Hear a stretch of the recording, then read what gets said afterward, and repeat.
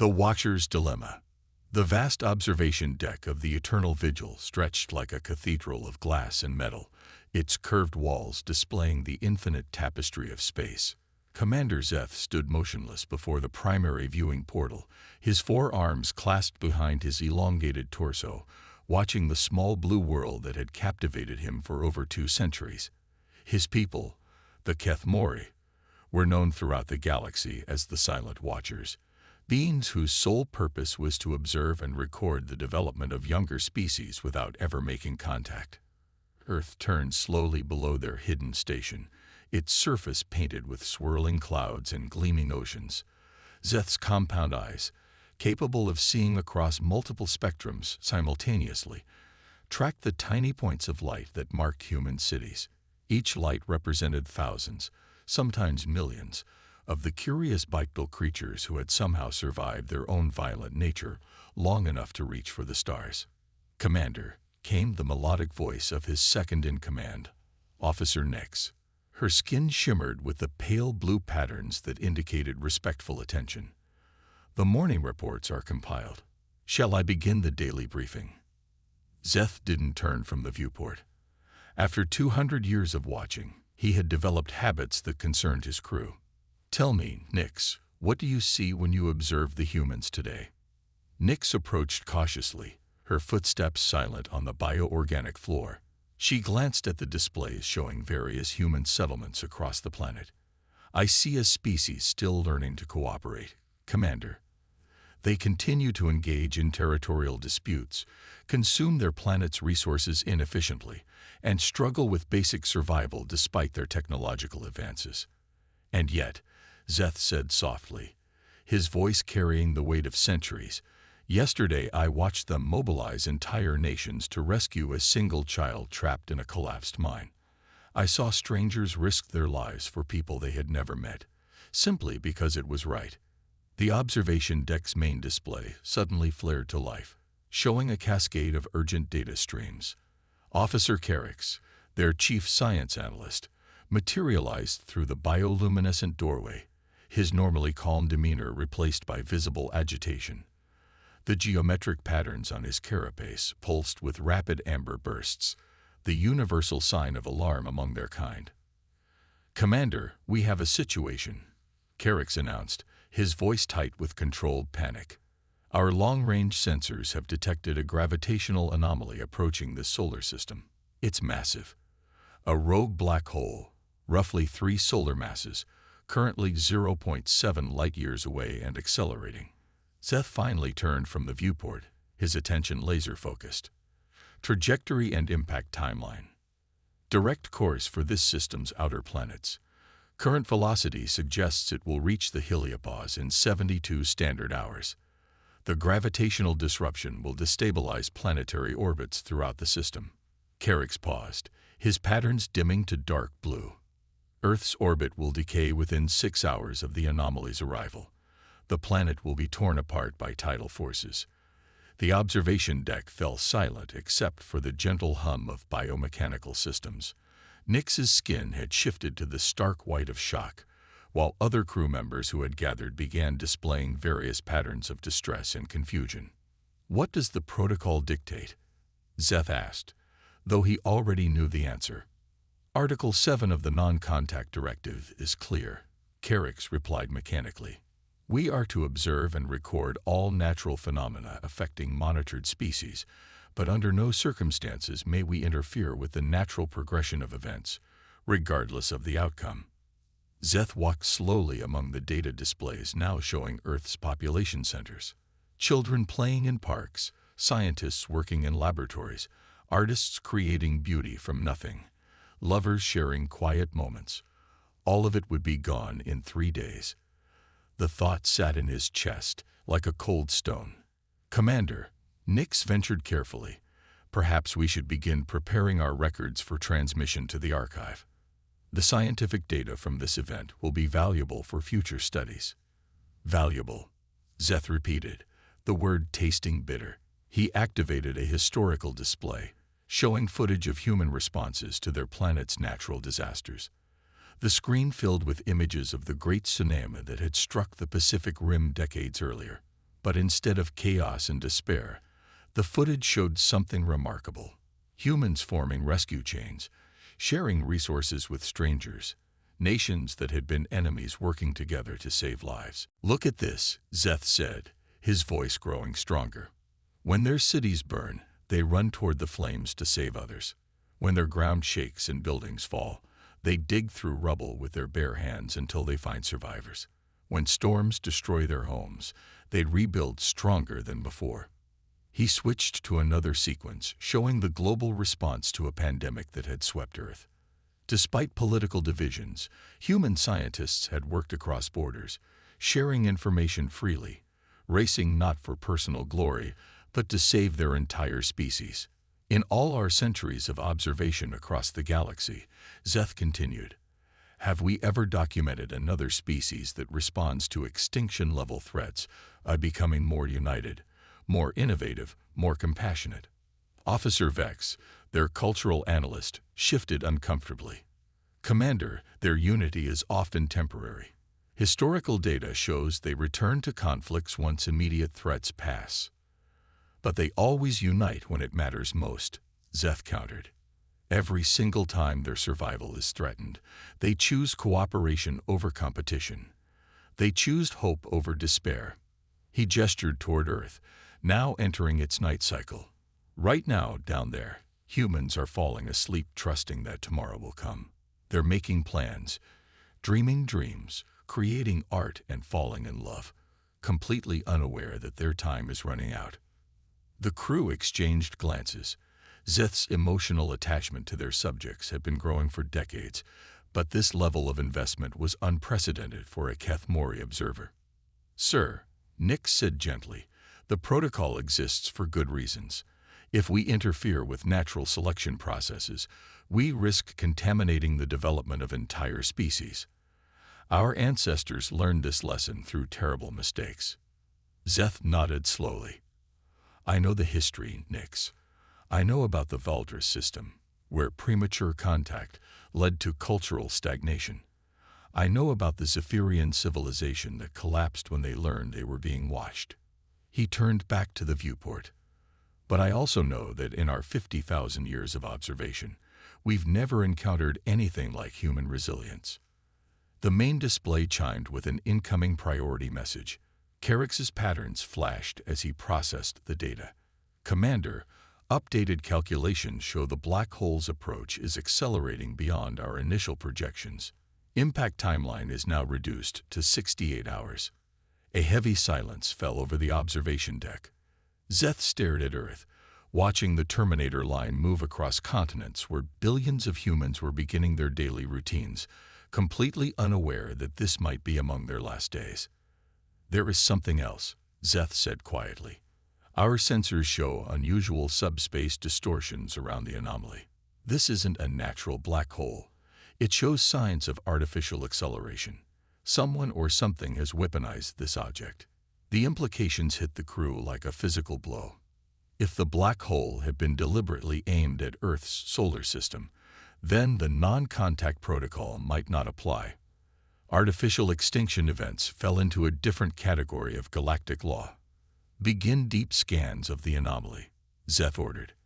"I want to know who did this and why. In the meantime, compile everything we know about human problem-solving capabilities, every innovation, every impossible solution they've created under pressure." "Commander," Nix asked carefully, "what are you planning?" Zeth looked at his reflection in the viewport, seeing not just a Keth Mori observer, but something he had never expected to become. A being whose heart had been changed by watching humanity's endless capacity for hope and sacrifice. "I'm planning to do something that no watcher has ever done before," he said. "I'm going to give them a chance. Breaking the sacred law." The next 18 hours aboard the Eternal Vigil passed in a blur of covert activity. While his crew continued their standard observation protocols, Commander Zeth worked in secret, using his command access to compile something that had never existed before: a comprehensive guide to surviving a black hole's gravitational assault. Hidden in his private quarters, Zeth's 4 arms moved across multiple holographic interfaces simultaneously, pulling together centuries of Keth-Mori scientific knowledge. Gravitational wave manipulation, quantum field stabilization, artificial magnetic field generation. Technologies that were common among spacefaring species, but completely unknown to humans. The question wasn't whether the information could save Earth. It was whether humanity could understand and implement it in less than 50 hours. Computer, analyze human technological progression over the past 50 years, Zeth commanded quietly. Focus on crisis-driven innovation periods. The display filled with data streams showing humanity's remarkable ability to achieve impossible breakthroughs when facing extinction. The development of nuclear power during wartime, the rapid advancement of medical technology during pandemics, the collaborative space programs born from competition. Each achievement had emerged from humanity's refusal to accept defeat. A soft chime indicated someone approaching his quarters. Zeth quickly switched his displays to standard reports as Nyx entered, her skin patterns showing concern mixed with curiosity. "Commander, the crew is worried about you. You've been isolated for hours, and your neural patterns are showing significant stress fluctuations." Zeth turned to face his second-in-command, seeing genuine care in her compound eyes. Nyx had served with him for over a century, and her loyalty was absolute. If anyone might understand what he was about to do, it would be her. "Nyx, what would you do if you had the power to prevent the extinction of an entire species, but using that power meant breaking every law our civilization holds sacred?" She was quiet for a long moment, her patterns shifting through complex emotional spectrums. "I would remember that laws exist to serve life, not the other way around. But I would also remember that the consequences of such actions extend far beyond one decision." Zeth nodded slowly. "The deep scans of the black hole are complete. The artificial acceleration signatures match forth technology, the same species that destroyed the Kepler colonies 3 centuries ago. This isn't natural selection, Nyx. This is genocide." The revelation struck her visibly. The Vorth were known throughout the galaxy as destroyers, a machine intelligence that systematically eliminated organic life wherever they found it. If they had targeted Earth, it wasn't because humanity posed a threat. It was simply because humans existed. "That changes everything," Nyx whispered. "The protocol has provisions for—" "No," Zeth interrupted. "By the time we request authorization from the High Council, file reports, and navigate bureaucracy, Earth will be gone. The humans have 47 hours to save themselves, and they don't even know they need saving." He activated his hidden research, showing Nyx the compiled data package he had created. Her skin went pale as she realized what she was seeing. "Commander, this is everything. Gravitational shields, quantum field generators, planetary stabilization technology. You're giving them knowledge that took our civilization millennia to develop. Knowledge they'll need if they're going to survive the next 2 days." Nyx's patterns shifted to deep red, the color of moral conflict. "If the High Council discovers this breach, you'll face more than court-martial. They'll strip your consciousness from your body and scatter it across empty space. You'll cease to exist in any meaningful way." Zeth had already considered this. The punishment for violating the non-contact protocol was the ultimate sanction among his people. Not death, but complete dissolution of self. It was a fate worse than any physical termination. "Then I'll face that consequence," he said simply. "But I won't watch billions of innocent beings die because of bureaucratic procedure."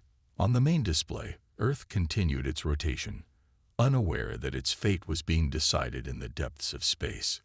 Zeth watched the lights of human cities twinkling like stars, each one representing countless lives, dreams, and possibilities. "There's something else," Nyx said quietly. "If you're going to do this, you'll need help. The transmission array requires multiple authorization codes to reach Earth's surface." Zeth looked at her in surprise. "You're not suggesting—" "I'm not suggesting anything, Commander. I'm stating a fact. You'll need my codes, and probably Carrick's as well." Her pattern steadied into the golden hue of absolute resolve. We've watched these humans for 2 centuries. We've seen them choose sacrifice over survival, hope over despair, love over fear. If they died because we followed rules while genocide unfolded before our eyes, we become complicit in their extinction. Within the hour, the conspiracy had grown to include half the senior staff. Carrick's provided the scientific verification needed to encode the data for human understanding. Officer Vex contributed cultural analysis to ensure the information would be presented in ways humans could accept and implement. Even the ship's engineer, Drek, had joined them, modifying the communication array to send an untraceable transmission. Remember, Zeth addressed his co-conspirators. What we're about to do will change everything. Not just for us, but for the entire concept of the non-contact protocol. We're not just breaking a law. We're challenging the fundamental philosophy of our civilization. The team worked through the night shift. When most of the crew was in regeneration cycles, they compiled the data package, encrypted it using human mathematical principles, and prepared a transmission sequence that would appear to Earth's instruments as a natural cosmic phenomenon, rather than an artificial signal. As Earth's primary continent rotated into view, Zeth made the final decision. Begin transmission to the International Space Station. Target their primary communication array and the major space agencies simultaneously. The Eternal Vigil's hidden transmitters powered up, sending focused beams of information toward the small blue world below. In a matter of minutes, the data package was racing through space at the speed of light, carrying with it the accumulated scientific knowledge of a civilization that had mastered faster-than-light travel 50,000 years ago. Transmission complete, Carrick's reported. The information will reach their satellites in approximately 4 minutes. Now came the hardest part, waiting to see if humanity could achieve the impossible once again. The response came faster than anyone expected.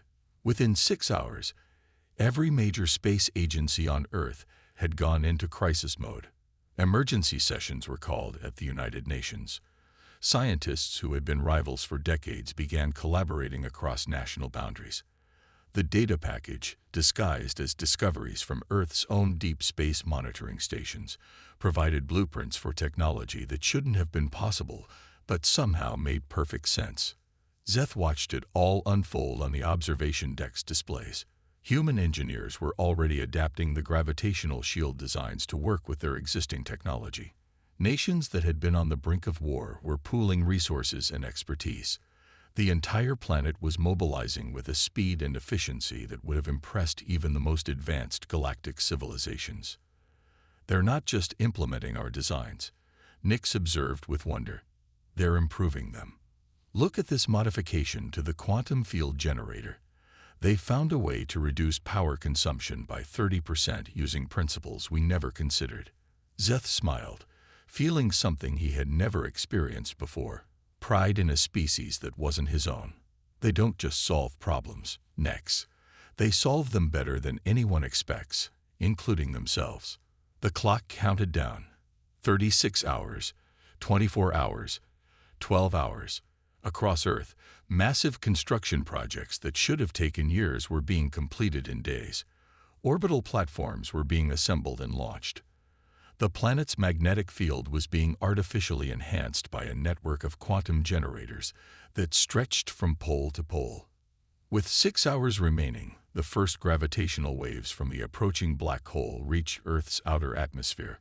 But instead of the chaos and destruction that should have followed, something miraculous happened. The planetary defense grid activated, creating a protective bubble around Earth that deflected the worst of the gravitational distortion. "It's working," Carrick's whispered, his patterns blazing with disbelief and joy. "They're actually doing it. They're saving their entire world." The black hole swept through the outer edges of the solar system, its massive gravitational pull tugging at planets and asteroids. But Earth, protected by its human-built shield network, remained stable in its orbit. The crisis that should have ended human civilization had instead proven that they were ready to join the greater galactic community. As the immediate danger passed, Zeth felt a hand on his shoulder. He turned to find Captain Morvix, the ship's chief of security. standing behind him with an expression of grim duty. "Commander Zeth of the Eternal Vigil," Morvix said formally, "you are under arrest for violation of the non-contact protocol, unauthorized transmission of classified technology, and conspiring to interfere with a protected species' natural development." Zeth nodded calmly. "I understand. But before you take me into custody, look at that." He gestured toward Earth, where the lights of human cities still twinkled in the darkness. "Because of what we did today, those lights will still be shining tomorrow, and the day after, and for centuries to come." As security restraints were placed around his arms, Zeth took one last look at the blue world that had taught him the true meaning of courage. Humanity had faced extinction and chosen to fight. Now it was his turn to face the consequences of that same choice. But as he was led away, Zeth knew that he had helped ensure something remarkable would continue to exist in the universe, a species that never gave up, never stopped believing in tomorrow, and never failed to surprise everyone who underestimated them.